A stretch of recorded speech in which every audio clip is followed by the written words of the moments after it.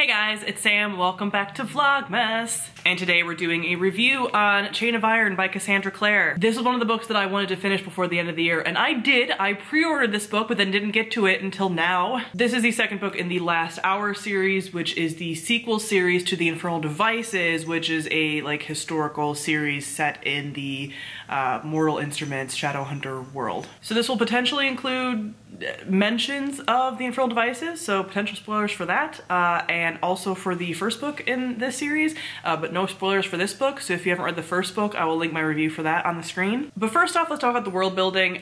Pretty much what I said for Chain of Gold, which was the first book, is the same for this. The world building is not vastly different than what we got in Infernal Devices, for example. This is taking place in the Edwardian period versus the Victorian era in London, but it's still very similar. I'm not super invested in the Shadowhunter lore world. It's cool enough, but especially with this book, I started viewing these books as fantasy romances. So what that means is, even if you don't want to categorize them like this, I'm totally fine if people call them fantasy books, but for me, the fantasy parts of this story and the world of this world is just a backdrop for all of the character things, for all of the shipping, for all of that. These are definitely much more character-oriented stories and about character relationships and things, and the world of the Shadowhunter stuff is just a pretty canvas for them to have their dramas on. Something that this one did, I don't know if it introduced, because again, I've never read the Mortal Instruments or the more recent one, and don't plan to, as I say in every single video about Shadowhunter stuff. But this series has to do a little bit more with Princes of Hell, and how at least one of the characters, or well, two of the characters, are connected to a Prince of Hell based on their mom's heritage. So that's a thing, and so this was bringing in some more of those Princes of Hell. But I don't know how well the Princes of Hell stuff is done. The villains in Cassandra Clare books, the ones I've read so far, have never been super intimidating, even if they're Princes of Hell, and I think that says something. So next I talk about our characters.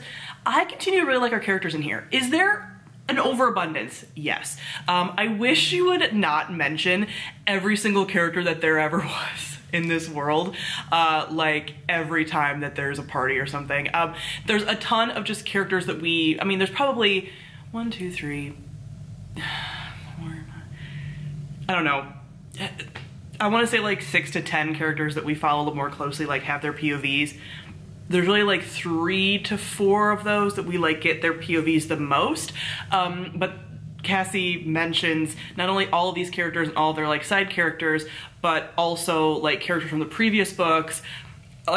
Every time that these characters enter a room, and it's just a lot. I get it. You have a lot of characters in this world. I understand, but it's a lot. However, having said that, I really liked everybody, especially in this book. A lot of the characters grew on me that maybe I didn't feel as close to in the first book. And every single one of the relationships in here is super angsty.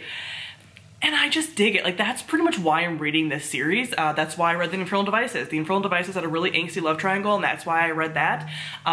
This continues that just angsty pattern, not necessarily with love triangles, although there are a few in here. What is Kit doing?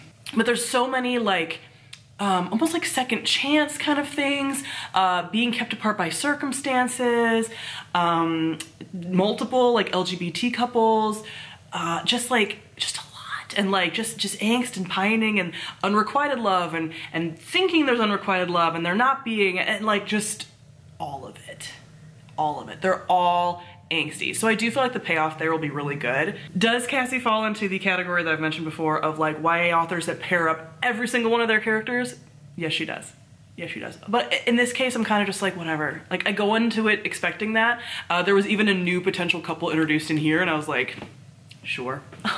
You were the only two unpaired in any way characters, so of course you would be a good fit for each other. Sure. And I'm not even that mad about it. I'm a little bit eye roll, duh.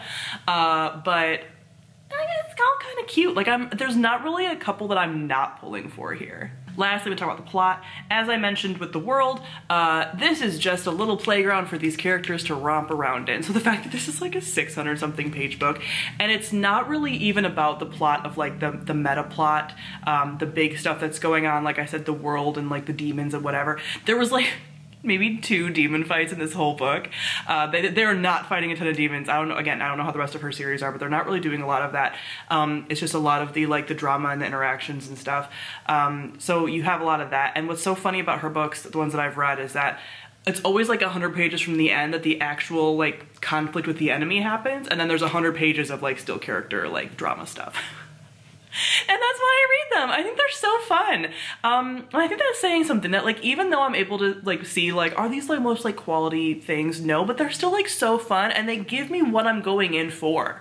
You know, like it's what's written on the tin, I know what to expect, and I like it. I go in here to read this soapy drama with all these couples. That's what I want. And even if I'm able to predict some of the story beats, like I'm totally fine with it. So yeah, I really like this. Even though there's a little bit of me like rolling my eyes about this series and stuff, I still really like it. I'm really looking forward to the finale just for the character stuff. Again, I do not care at all about the plot pieces as far as like the overarching demon plot. Could not care less.